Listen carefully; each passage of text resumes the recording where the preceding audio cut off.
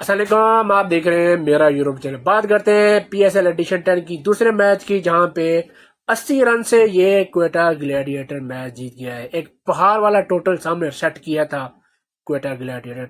216 run, 3 out. जबरदस्त batting थी। साउ शकील, उसके बाद फिन एलन, हसन नवाज और जिस तरह रायली रूसो और कुशाल मैंडिस ने फिनिश ऑफ किया। 216 रन, आई थिंक एक टफ टास्क था पेशावर जल्मी के लिए, लेकिन टॉस जीत के बॉलिंग करना समझ से बाहर थी। क्या करने की कोशिश कर रहे थे, क्या दिमाग में था बाबर आजम की, लेकिन समहाउ जो सोच के आए थे ना, उनसे आई थिंक के उन चीज़ों के ऊपर उतरे नहीं है पेशावर जल्मी वाले।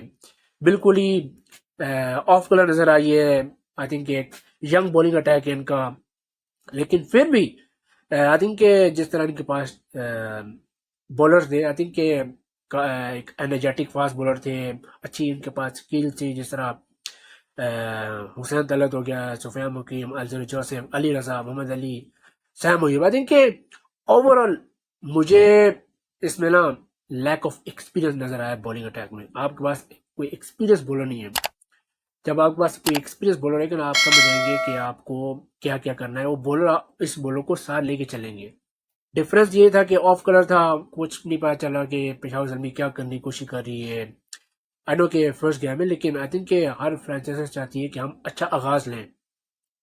क्वेटा ने अच्छा आगाज लिया और 216 उन्होंने टारगेट सेट किया। अच्छा आगाज किया था साउ शकील और फिल लैनन ने। आई थिंक एक जबरदस्त ओपनिंग पार्टनरशिप लगी है, लेकिन जो इनिंग्स थी रायली रूसो और कुशाल मेंडिस, क्योंकि आपको पता है मिडल फेस में पेशावर जमीन ने जबरदस्त कमबैक किया था। उनके बॉलर ने जबरदस्त स्किल्स शो की हैं, अच्छी टेम्परमेंट शो किया उन्होंने, और उन्होंने बिल्कुल लाइन के साथ बॉलिंग की है, क्योंकि वहां पे आपको चाहिए थी डॉट बॉल, विकेट चाहिए थी।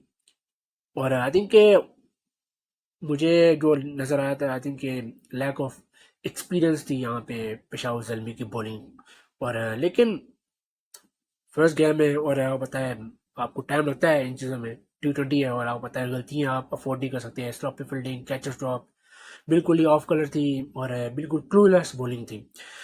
लेकिन फिर भी आई थिंक अपने आप को बैक करें पेशावर जल्मी वाले। आई थिंक एक अच्छी स्क्वाड है, अच्छी उनके पास प्लेयर्स हैं, लेकिन उनको अपनी बॉलिंग ठीक करनी पड़ेगी। बैटिंग में आई थिंक एक बिल्कुल ही डिसअपॉइंटिंग एफर्ट था। आई थिंक सिवाय सैम अयूब और उसके बाद हुसैन तलत और उसके बाद मिचेल ओवन, उसके बाद कोई प्लेयर बैटर्स आपको नजर नहीं आए कुछ डिलीवर करें टीम के लिए। आपको पता है हमेशा बाबर आजम के ऊपर काफ़ी एक्सपेक्टेशन होती है फैंस की तरफ से, लेकिन अनफॉर्चुनेट वो भी आउट हो गई जल्दी। और लेकिन ये मैंने इसलिए आपको बता रहा हूँ कि ये क्वेटा ग्लैडिएटर की सबसे स्ट्रॉन्ग बॉलिंग लाइनअप है। एक्सपीरियंस भी है, जिस तरह मोहम्मद आमिर है, काइल जेमिसन है, अबरार अहमद है, उस्मान तारिक, शोएब मलिक, फ़हीम अशरफ। यही चीज़ चाहिए ना एक फ्रेंचाइज को, स्ट्रॉन्ग बॉलिंग यूनिट, और जिनके पास स्किल्स भी हैं, टेम्परमेंट है, उसके बाद डिलीवर कर सकते हैं जो कैप्टन रिक्वायर्ड कर रहा है, जो टीम डिमांड कर रही है, और जो वहाँ पे सिचुएशन डिमांड कर रहा है। आई थिंक के मुश्किल हो गया था जब आपका पता है एक मेन प्लेयर आउट हो जाए जल्दी, वो फिर आप समझे कि एक्स्ट्रा प्रेशर आ जाता है। लेकिन at the moment I think के एक मैच हुआ है, और बहुत सारी चीज़ें ठीक कर सकते हैं पेशावर जल्मी में। लेकिन क्वेटा ने आई थिंक के मार्का मार लिया है। एक ज़बरदस्त हाई स्कोरिंग मैच था ये, और वो है भी, ये हाई स्कोरिंग ग्राउंड है।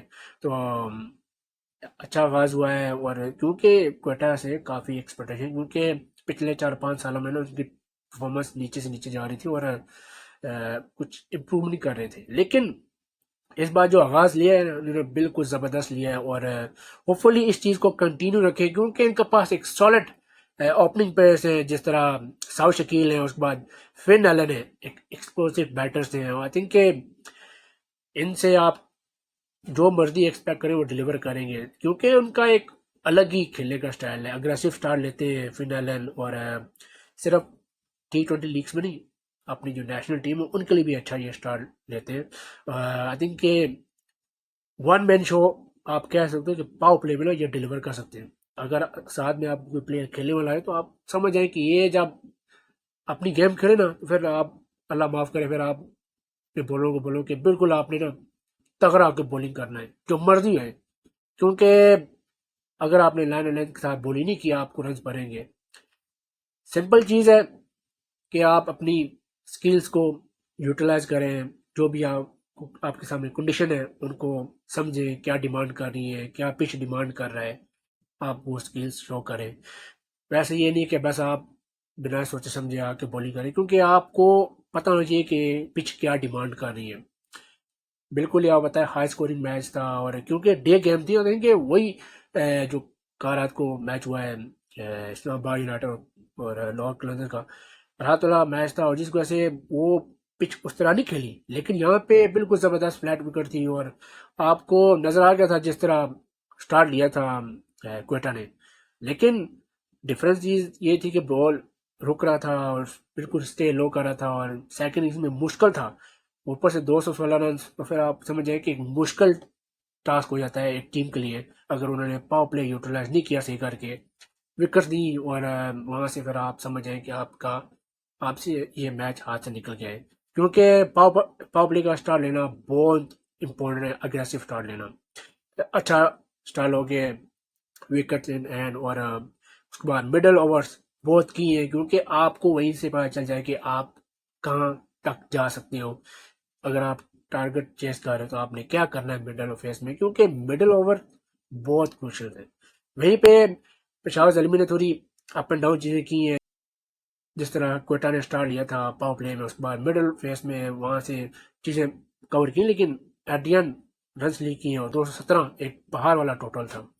लेकिन well done to Quetta, I think एक ज़बरदस्त आगाज लिया है इस सीजन का, क्योंकि जो मोस्ट वेटेड मूवमेंट था ये इनके लिए, क्योंकि इन्होंने अच्छा स्टार्ट लेना है, क्योंकि हमेशा ये जब हारते हैं तो कंटिन्यू हारते रहते हैं, अपनी गलतियों से नहीं सीखते, लेकिन इस बार काफ़ी एक्सपेक्टेशन है इनसे।